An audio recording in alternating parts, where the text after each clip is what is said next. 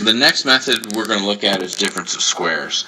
And difference of squares only works for one very specific type of situation.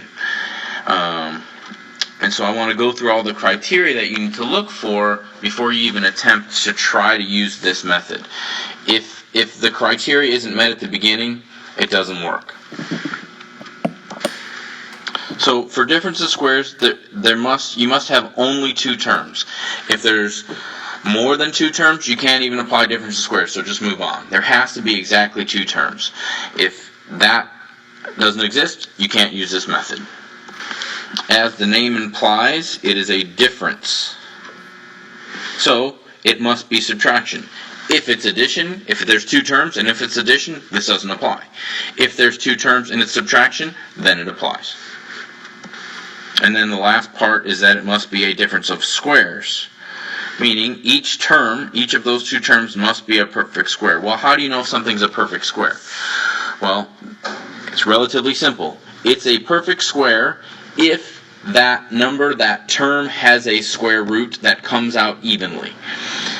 If it does not, then it's not a perfect square.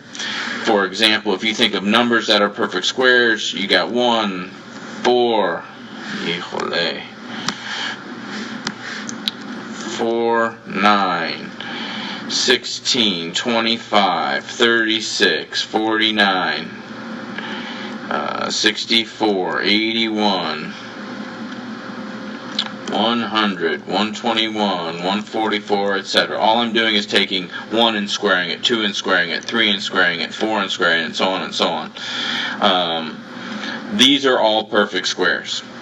For variables that are perfect squares, they will have an even power. So if there's not an even power, it's not a perfect square. Let's look at an example. Pretty basic one here. X squared minus 64. Okay? I've got two terms. It is subtraction.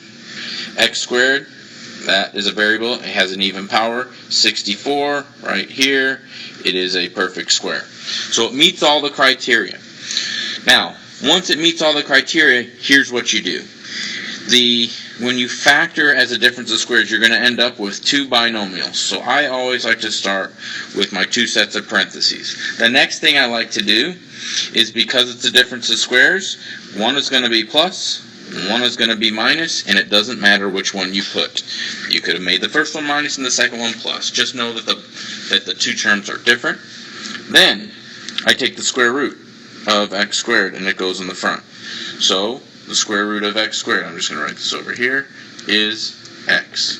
So I put an x in the front on both.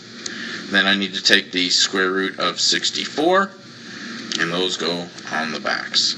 Square root of 64 is 8. X plus 8, x minus 8.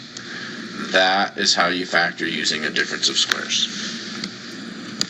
But again, keep in mind, if it doesn't meet the criteria, you can't use this method. It has to meet all of that criteria before you can even try to do this.